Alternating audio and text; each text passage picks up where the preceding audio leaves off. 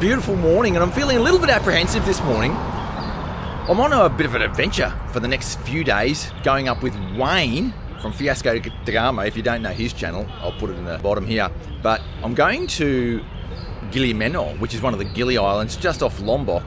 And I'm a little bit apprehensive because I'm not sure I've packed everything I needed. And that's pretty normal for me. If I'm going on a trip somewhere, the one thing I worry about is whether I've packed everything I need. And obviously you normally get there and you've forgotten something, and it's usually okay, you just go and buy it. But if you've forgotten your wallet, that can be a bit problematic. I'm standing here at the micro market, this micro market, or the micro market down on Jalan Hang Tua, which is the pickup point for Parama. And Parama's this shuttle bus that's been operating in Bali for decades now, and they can take you to all the different main tourist areas in Bali for a pretty good price, cheaper than what you'll get with a car and driver. And of course it takes a little bit longer because there's pickups and you're sharing with other people. But I'm going from here to Padang Bay, where the plan is to get a boat. Now we're not sure if we're going to get the fast boat or the slow boat, but whatever we get, it's going to be a bit of an adventure. So stick around and see what happens. So we're just having a little stop here in Ubud, and there's a little bakery across the road from the Parama shuttle bus office where it's got the great pastries. It's called Fold. I think they've got one in Canggu that I've been to, and the pastries are fantastic. So if you're doing one of these trips where you transit through Ubud, or if you're just staying in Ubud, this Fold bakery is a great place to come for your pastries.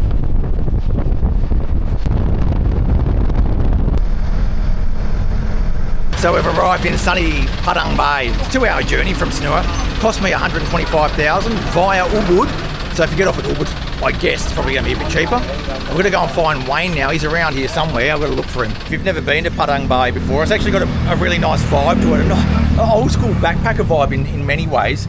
So here's Wayne now. There he is. Good morning. It's good to see you. How are you? That's a bit of a cliche, isn't it? The people you bump into. So we've got our tickets. I paid $75,000 for this crossing over to Lembar. So we're going to the mainland of Lombok first, and then the plan is to go and get some transport up to the north coast, and then a ferry across to Gili Meno. $75,000 for the slow boat. I think it takes about 4 hours, but we'll soon find out. Just got myself a couple of bananas from this lovely lady here. Pisang. Salak. She wants to sell me some salak, those snake fruits, which I really love as well. But I'm just doing a couple of bananas today for this boat ride across. It's beautiful here in Padang Bay, and the water is absolutely fantastic. They've got ferries going to Lombok from here, but also Nusa Penida. You can get across there on a motorbike. So you can put your motorbike on the ferry and then ride your own motorbike or own rental motorbike to Nusa Penida. We've got about an hour and a half to wait until that next boat comes. So we're just going to kick back and eat a few bananas, I guess, and see what happens.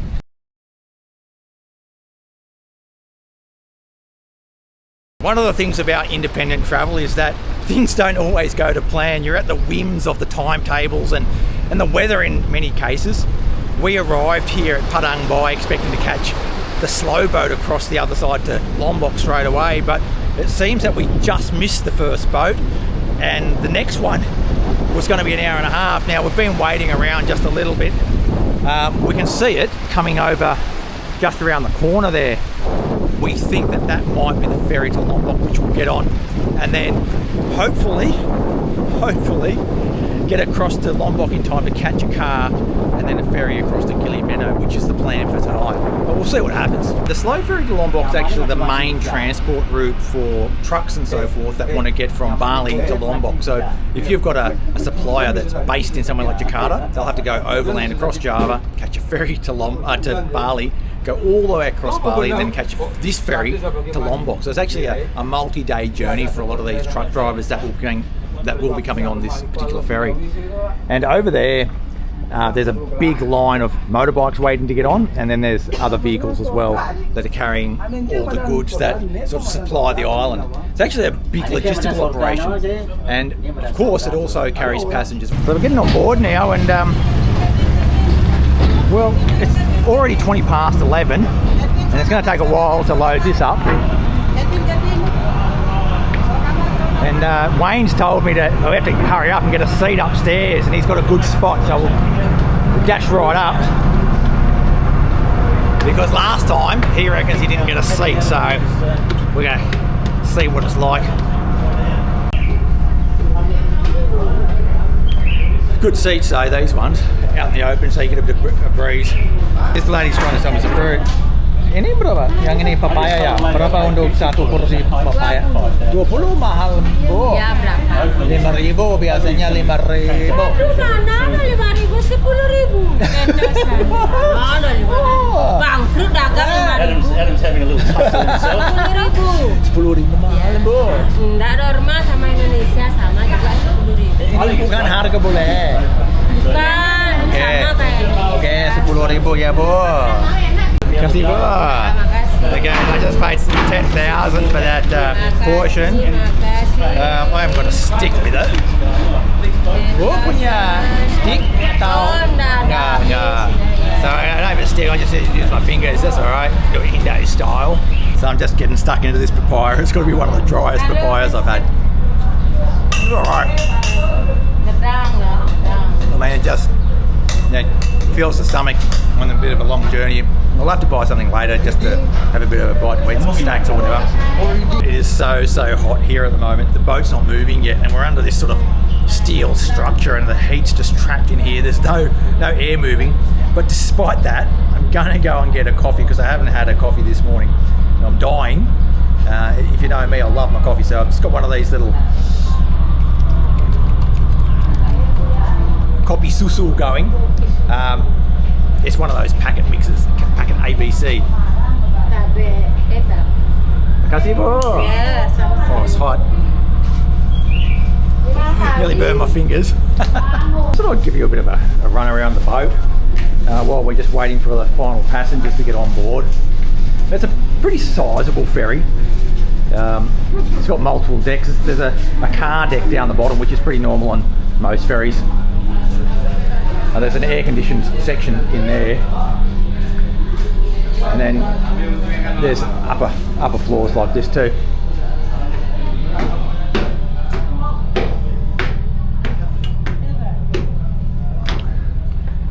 And once you get up here, you get these beautiful views of Padang Bay.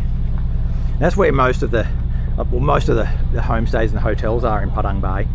Beautiful view. One of the great things about travelling on a ferry is that you're mixing it with the locals, you know, you're doing a local style and you can always find snacks and something to eat on board.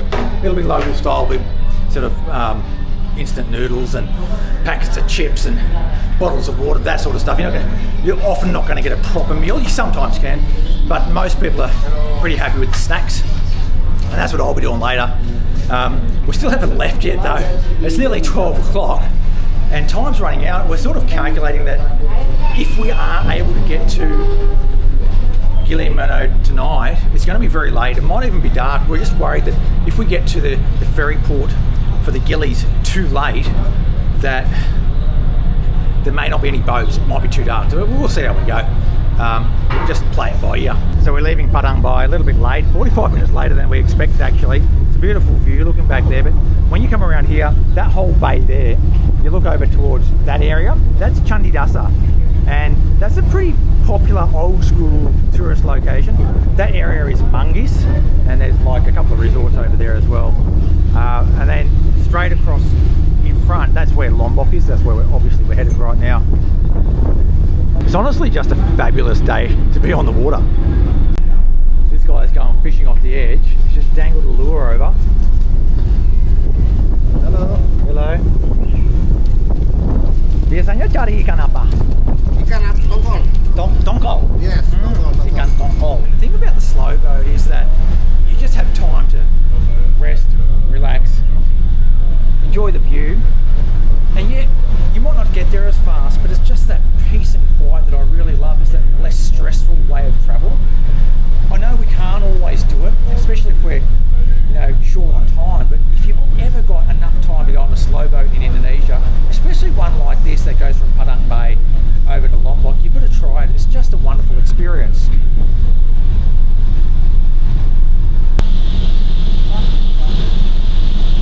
This top deck of the ship is a fantastic place to get a great view. Totally exposed to the sun, of course, but straight ahead, a big, I don't know, is it a grain ship or an oil tanker? And then in the distance over there is Lombok. I'm not exactly sure where we're headed, but it's somewhere over there. and we're making pretty good time. I don't know if we're going to be making good enough time to make it all the way to Gili Meno today, but that's certainly what we're hoping to do.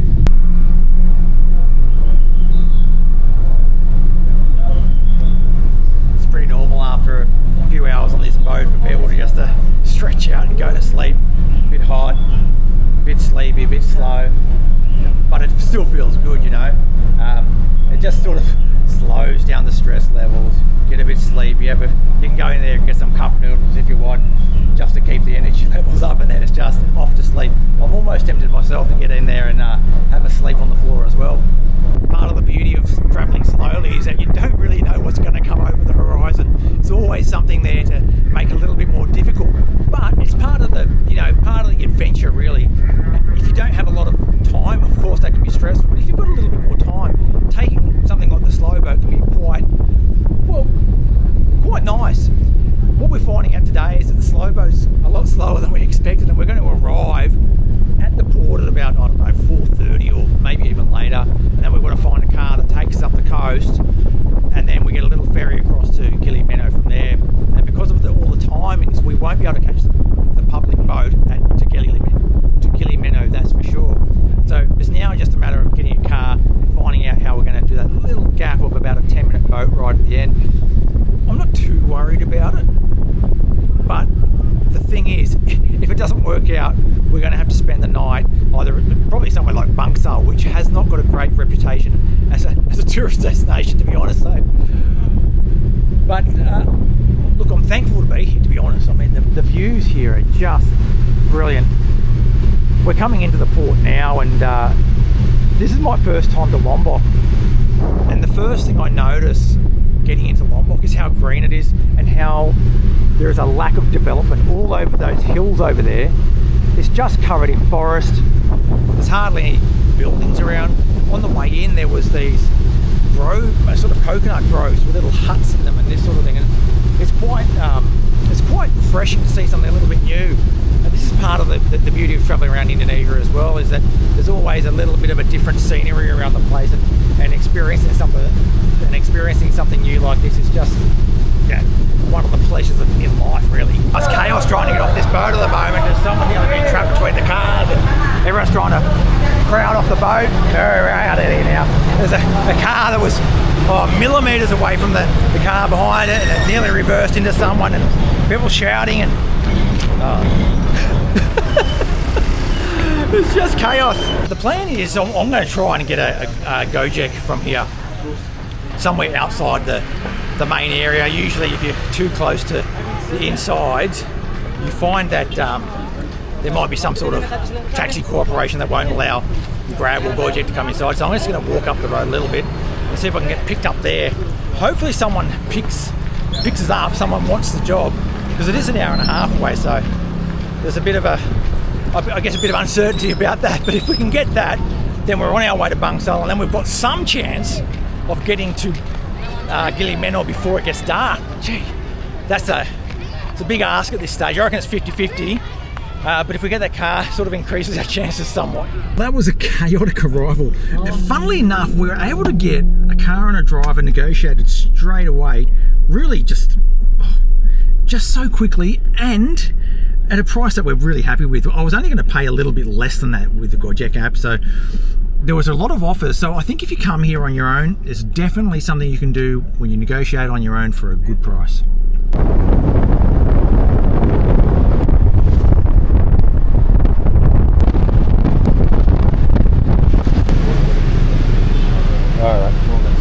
You know, when it's just rained and there's only a little coating of liquid on the surface of the road, and it mixes with all the oil that hasn't washed it away, and you're going through the mountains and it's a windy road.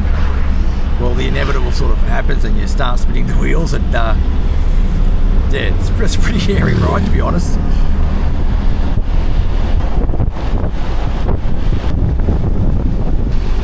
Monkeys. Whether we make it to Gili Meno or not, it's been hanging in the balance all day. It's been about a 50-50 chance ever since we sort of got on that boat earlier today, and we're just arriving now into Bangsal, which is where you get the ferry across to Gili Meno, and it's 6:15. It's quite late, there's no public boats, and we're going to have to try and find someone who can take us across on a sort of a rental basis, and I don't know if there is going to be anyone, so that's our first task once we get out of this vehicle, is to find a boatman to take us across. Makasih ya. So we're here, and we've been mobbed, and that's a good thing, I think. It means we'll be able to get a boat pretty easily. So, wow, the sun is beautiful at the moment. It's popped out of the clouds there. We had that big storm, and then coming through the mountains, and then that is just, wow, phenomenal. Just beautiful, beautiful weather now, and that's all the boats that obviously get across to the islands. I've already had someone over at me offering a boat, so we can get across. It's just a matter of price now. I started off at 200,000 per person, which is lower than what I was told it should be, and the guy wasn't offended by it. He said it was too cheap, but we're in the right ballpark, so you know, it's getting late. We don't have a lot of choice, and I think everyone knows that, so we're going to go back to one of those guys, negotiate with him and get across to Gili Meno. I think we're going to make it, but we're not there yet. Kita mau ke Gili Meno. Oh, Gili Jadi Meno. nggak terlalu jauh, Pak. Biasanya berapa? Mahal. Good price. 550. Untuk dua Untuk orang. orang. Okay, deal. So I just negotiated 550 for the two of us. I didn't bargain very hard. I easily could have got 50,000 off, maybe even 100,000, but we just want to get there, and I think we're okay with that, you know. Langsung berangkat atau Ya, gimana? langsung berangkat. Sekarang? Ya, Okay. sekarang, yes. Let's roll, mate. Okay. What's interesting is it's like an agent to an agent to an agent. They're all negotiating the prices within themselves. How much of the 550 have given over? They're all going to get. Look at that speedboat. That's a big one. But we're in this one. I don't know how many people are going to be on it. It's supposed to be private, but we'll see. It's a busted old thing. Probably only a 10-minute journey anyway. Run away. Beautiful. We've got the boat so quick. Everything sort of today, apart from the actual transport part of it, it's gone pretty smoothly. Like the connections have gone quite smoothly. We've been able to get a boat pretty quickly. We got the car pretty quickly. We might have overpaid. I'm joking. But the thing is, if you want to go fast, you got to grease the wheels a little bit. It's called in Indonesian we say "uang pelicin." Yeah, basically get the gears moving, and it sort of works. It's pretty normal when you come on these sorts of independent journeys to have a bit of chaos, especially when you're changing transport methods. It's always chaotic. You're always having to negotiate. There's people that want your business. They want to charge you more than you want to pay. And finding that middle ground is always one of those most difficult things. But I find it to be quite an enjoyable part of the journey. Sometimes it's a little bit stressful, but I find that it's one of those memorable things that you look back on quite fondly in the months and years to come. I'm kind of thankful that the day turned out as it is. It's been a great adventure. There's only one more thing that I want to do today. Probably go and get a bite to eat. I've hardly eaten anything all day, so I'm going to go and find a restaurant. It's Ramadan this month, and that means it's fasting throughout the day for most Muslims, and Lombok and the Gilis are majority Muslim places. And right now I can hear the call to prayer, which is a sign that the fasting is finished and people can go and have a feed. And I would imagine that around the island now, people will be doing a thing called buka puasa, basically breaking the fast. They'll be eating bits and pieces. You normally start with a little thing called a tajil, little sweet thing to lift your blood sugar up and get you going, and then you might get into a bigger meal. And I can hear the call to prayer quite loudly here at the moment. So I've just checked into my room. It's a little bit dark in here. The lights aren't very strong, it looks like in Gili Meno. But I was just chatting to the one of the workers here, and I just was talking to her about buka puasa, or breaking off the fast, and she said, I'll bring you some little sweet snacks which they normally use or usually eat straight after breaking the fast. And that's them there. On there we have, like the pink ones are dadar gulung. You've probably already had that before. I'm not sure what the other ones are, but they're all topped with grated coconut and palm sugar, so it doesn't matter what it's covering, you know that's going to be really delicious. So I'm going to get stuck into them now. I'll try the dadar gulung first. Let's have a look.